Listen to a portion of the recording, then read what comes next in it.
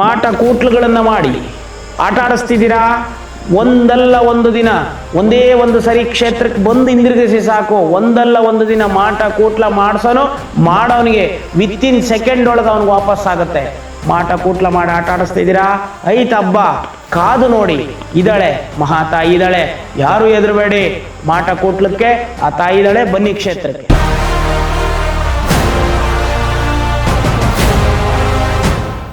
ಅನೇಕ ಥರದ ಬಿಸ್ನೆಸ್ಗಳು ಇದಕ್ಕಿದ್ದಂಗೆ ಸ್ಟಾಪ್ ಆಗಿ ಹೋಗ್ಬಿಡ್ತವೆ. ಇದಕ್ಕಿದ್ದಂಗೆ ನಮ್ಮ ವ್ಯವಹಾರಗಳು ನಿಂತು ಹೋಗ್ಬಿಡ್ತವೆ. ಏನು ಮಾಡಬೇಕು ಏನು ಬಿಡಬೇಕು ಏನೂ ಗೊತ್ತಾಗಲ್ಲ.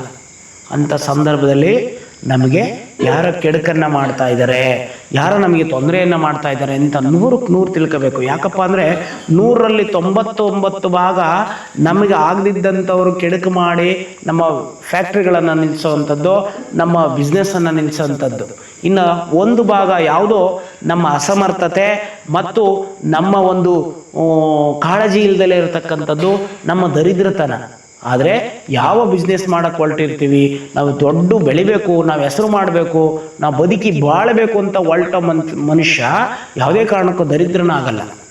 ಅವನು ದುಡಿತಾನೆ, ಅವನು ಉನ್ನತ ಮಟ್ಟಕ್ಕೆ ಗುರಿ ಇಟ್ಟಿರ್ತಾನೆ, ಅವನು ದರಿದ್ರನಾಗಲ್ಲ. ಹಾಗಾಗಿ ಆ ದರಿದ್ರತನೆ ಬಂತು, ಅವನಿಗೆ ಇಳಿಮುಖ ಆಗ್ತಾ ಇದೆ, ನನಗೆ ಏನೋ ತೊಂದರೆ ಆಗ್ತಾ ಇದೆ. ಇದಕ್ಕಿದ್ದಂಗೆ ಆ ಫ್ಯಾಕ್ಟ್ರಿಗಳಲ್ಲಿ ವಸ್ತುಗಳೇ ಕೆಟ್ಟು ಹೋಗೋದು, ಮತ್ತು ಜನನೇ ಬಿಟ್ಟು ಹೋಗೋದು. ಆ ಫ್ಯಾಕ್ಟ್ರಿಯಲ್ಲಿ ಕೆಲಸ ಮಾಡ್ತಕ್ಕಂಥ ಜನವೇ ಸಿಕ್ಕಲ್ಲ, ದ್ರೋಹ ಮಾಡ್ತಕ್ಕಂಥದ್ದು, ನಾವು ಇಟ್ಟಿರ್ತಕ್ಕಂಥ ಜನವೇ ನಮಗೆ ದ್ರೋಹ ಮಾಡ್ತಕ್ಕಂಥದ್ದು, ನಾವು ಅವ್ರಿಗೆ ಊಟ ಹಾಕಿ ನಾವು ಸಾಕಿದಂಥ ಜನವೇ ನಮ್ಮನ್ನು ದ್ರೋಹ ಮಾಡ್ತಕ್ಕಂಥದ್ದು, ನಮ್ಮ ಒಂದು ಫಾರ್ಮುಲಾಗಳನ್ನು ಬೇರೆ ಕಡೆಗೆ ಮಾರ್ಕೊಳ್ಳೋ ಅಂಥದ್ದು. ಇದೆಲ್ಲದು ಯಾರಿಂದ ಆಗುತ್ತೆ ಅಂದರೆ ನಾವು ಸಾಕಿದಂತಹ ನಮ್ಮವರಿಂದಲೇ ಇದು ತೊಂದರೆ ಆಗ್ತಕ್ಕಂಥದ್ದು.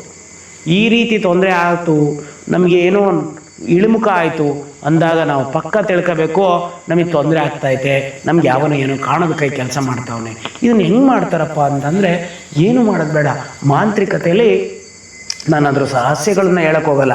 ಮಾಂತ್ರಿಕತೆಯಲ್ಲಿ ಒಂದು ಕಪ್ಪುಗಳು ಬರುತ್ತೆ, ತಗೊಂಡು ಬಂದು ಇಷ್ಟಪ್ಪ ಮಾಟ ಉಣೋದು ಬೇಡ. ಕಪ್ಪುಗಳು ಬರುತ್ತೆ, ಸುಮ್ಮನೆ ಆ ಫ್ಯಾಕ್ಟ್ರಿಲಿ ಒಂದೇ ಒಂದು ಜಾಗದಲ್ಲಿ ಆ ಜಾಗಗಳು ಅಂತ ಇರುತ್ತೆ, ಆ ಜಾಗದಲ್ಲಿ ನೊರೆದೋದ್ರೂ ಸಾಕು, ತಿಕ್ಕಿ ಹೋದ್ರೂ ಸಾಕು. ಆ ಕಪ್ಪನ್ನು ಬರೀ ತಿಕ್ಕಿ ಹೋದ್ರೆ ಸಾಕು, ಇದಕ್ಕಿದ್ದಂಗೆ ಆ ಫ್ಯಾಕ್ಟ್ರಿ ತಲ್ಲಣಿಸೋಗ್ಬಿಡುತ್ತೆ, ಇದಕ್ಕಿದ್ದಂಗೆ ಆ ಬಿಸ್ನೆಸ್ ತಲ್ಲಣಿಸೋಗ್ಬಿಡುತ್ತೆ, ಇದಕ್ಕಿದ್ದಂಗೆ ಅಂಗಡಿ ಮುಂಗಟ್ಟುಗಳೇ ಮುಚ್ಚೋಗ್ಬಿಡ್ತವೆ. 35 ವರ್ಷದಿಂದ ಮಾಡ್ಕೊಂಬಂತಿದ್ದೀವಿ ಸ್ವಾಮಿ, ಈಗ 3 ತಿಂಗಳಿಂದ ನಮ್ಮ ಪರಿಸ್ಥಿತಿ ಹೇಳ್ಬಾರ್ದು ಅಂತಾರೆ. ಇಂಥ ಸಂದರ್ಭ ಬಂದಾಗ ಯಾರೋ ನಮಗೆ ಕಪ್ಪು ಪ್ರಯೋಗವನ್ನು ಮಾಡಿದರೆ, ಮುಲಾಜಿಲ್ದಂಗೆ ಹೇಳ್ತೀವಿ, ವ್ಯಾಪಾರ ವ್ಯವಹಾರಗಳ ಖುಷಿಯೋದಕ್ಕೆ ಕಾರಣ ಆ ಕಪ್ಪು ಪ್ರಯೋಗ. ಆ ಕಪ್ಪು ಪ್ರಯೋಗ ಮಾಡ್ತಿದ್ದಂಗೆನೆ ನಮಗೆ ಇಲ್ಲದ್ದೆಲ್ಲ ಶುರುವಾಗ್ಬಿಡುತ್ತೆ. ಒಂದು ನಾಟಕ ಮಂಡಳಿಯನ್ನು ನಡೆಸ್ತಿರ್ತೀವಿ, ಅದು ಕೂಡ ನಿಂತು ಹೋಗ್ಬಿಡುತ್ತೆ. ಅದು ಕಪ್ಪು ಪ್ರಯೋಗ. ನಮ್ಮೊಳಗೆ ಯಾರೋ ಮಾಡ್ತಿರ್ತಾನೆ, ಅಥವಾ ನಮಗೆ ಎದುರಾಳಿ ಇರ್ತಾನೆ. ಯಾರಪ್ಪ ಎದುರಾಳಿ ಅಂದರೆ ನಾವು ಮಾಡ್ತಕ್ಕಂಥ ಬಿಸ್ನೆಸ್ ಇನ್ನೊಬ್ಬ ಮಾಡ್ತಾ ಇರ್ತಾನೆ. ಈ ಫ್ಯಾಕ್ಟ್ರಿ ತಪ್ಪಿಸ್ಬೇಕು, ನಾನು ಮುಂದುವರಿಬೇಕು. ಆ ರೀತಿಯಾದಂತಹ ಪರಿಸ್ಥಿತಿ ಉಂಟಾದಾಗಲೂ ಕೂಡ ನಮಗೆ ತೊಂದರೆಗಳು ಆಗ್ತಕ್ಕಂಥದ್ದು.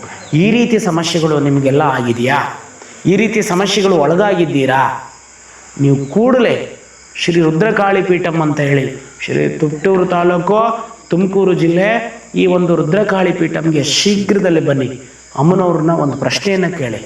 ಅಮ್ಮನವರು ಪ್ರಶ್ನೆಯನ್ನು ಹೇಳ್ತಾರೆ, ಇದೇ ರೀತಿಯಾದಂತಹ ಕಪ್ಪು ಪ್ರಯೋಗ ಆಗಿದೆಯಪ್ಪ, ಇದೇ ರೀತಿಯಾದಂಥ ಒಂದು ಸಮಸ್ಯೆಗಳಾಗಿದ್ದಾವೆ, ಇಂಥವನೇ ಎದುರಾಳಿ ಹೀಗೆ ನಿಮ್ಮನ್ನು ಮಾಡಿ ಅಳ್ಳಾಡಿಸ್ತಾ ಇದ್ದಾನೆ, ಹುಷಾರು ಕಣಪ್ಪ, ಎಚ್ಚರಿಕೆ ಅನ್ನುವಂಥದ್ದನ್ನು. ಅಂಥ ಒಂದು ಸಮಸ್ಯೆ ಆದಾಗ ಕೇವಲ ಆ ಇಡೀ ಫ್ಯಾಕ್ಟ್ರಿಗಾಗಲಿ, ಇಡೀ ಅಂಗಡಿಗಾಗಲಿ, ನಿಮ್ಮ ಬಿಸ್ನೆಸ್ ಮಾಡೋವಂಥ ಜಾಗ ಆಗಲಿ, 3 ತೆಂಗಿನಕಾಯಿ 3 ನಿಂಬೆಹಣ್ಣನ್ನು ಅದಕ್ಕೆ ಇಳೆ ತಕ್ಕಂಬನ್ನಿ ಸಾಕು. 3 ತೆಂಗಿನಕಾಯಿ 3 ನಿಂಬೆಹಣ್ಣನ್ನು ಇಳೆ ತಕ್ಕಂಬನ್ನಿ ಸಾಕು. ಕೂಡಲೇ ಆ ಕ್ಷಣದಲ್ಲೇ ಆ ರೀತಿಯಾದಂಥ ವಾಮಾಚಾರಿಕವನ್ನು ನಿವಾರಣೆ ಮಾಡಿ ಬೆಳಕರೆ ವರ್ಷೊಳಗಾಗಿ ಆ ಫ್ಯಾಕ್ಟ್ರಿ ನಡೆಯಂಗೆ ಆ ತಾಯಿ ಮಾಡಿಕೊಡ್ತಾ ಇರ್ತಕ್ಕಂಥದ್ದು ಬಹಳ ವಿಶೇಷ. ನಿಮ್ಮೆಲ್ಲರಿಗೂ ಒಂದು ಹೇಳ್ತೀನಿ ಕೇಳಿ, ಯಾರಿಗೂ ನೀವು ಸಹಾಯ ಮಾಡೋಕ್ಕಾಗದೆ ಹೋದರೂ ಸಹ ಕೆಡುಕನ್ನು ಮಾಡಬೇಡಿ. ನಮ್ಮ ಹೋಟ್ಲು ಚೆನ್ನಾಗಿ ನಡೀತಾಯ್ತಾ ನೋಡಿ ಸಂತೋಷ ಪಡಿ. ನಾವು ಅವನಿಗಿನ್ನ ಚೆನ್ನಾಗಿ ಮಾಡಬೇಕು, ನಮ್ಮ ಫ್ಯಾಕ್ಟ್ರಿ ನಡೀತೈತೆ, ಅವನಿಗಿನ್ನ ನಾವು ಒಳ್ಳೆ ಫ್ಯಾಕ್ಟ್ರಿಯನ್ನು ಮಾಡಬೇಕು, ಸಂಘ ಸಂಸ್ಥೆಗಳನ್ನು ಕಟ್ಟಬೇಕು ಅನ್ನೋಂಥ ಉದ್ದೇಶವನ್ನು ಒಳ್ಳೆ ಗುರಿ ಇಟ್ಕೊಂಡು ಸಾಗಿ ಒಳ್ಳೆಯದಾಗಿ ಆಗುತ್ತೆ. ಕೆಡುಕು ಮಾತ್ರ ಮಾಡಬೇಡಿ. ಅಂಥ ಕೆಡುಕು ಮಾಡಿ ಆಟ ಆಡಿಸೋವಂಥವ್ರಿಗೆ ಪಾಠ ಕಲಿಸುವಂತಹ ಮಹಾಮಾಯಿ ಕ್ಷೇತ್ರದಲ್ಲಿದ್ದಾಳೆ. ಯಾರು ಯೋಚನೆ ಮಾಡಬೇಡಿ. ನಿಮ್ಮೆಲ್ಲರಿಗೂ ಶರಣ.